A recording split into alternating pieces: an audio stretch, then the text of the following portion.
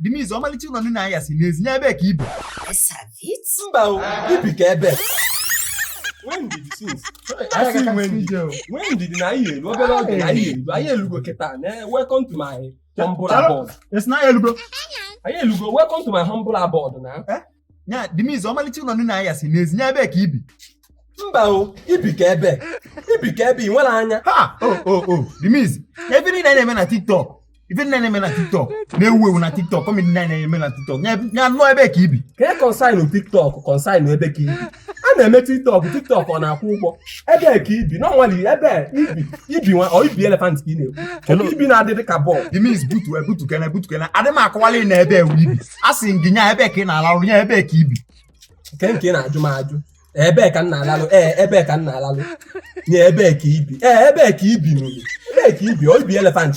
Asị m Ebee Ka Ibi. Simple question ntụrụ. Ebe nwa ka Ibi nya Ebee Ka ị na-alalụ Ebee Ka Ibi. Ị na-ajụ m ajụjụ na-abụ nwere different meanings. Nke wụ Ebee Ka ị na-alalụ? Ebee Ka Ibi. Ị na-achọ Ebee Ka Ibi. Ebee ka m na-alalụ ihe nwụsịkwa ebe ọzọ ị na-achọ ka Ibi ị chọba.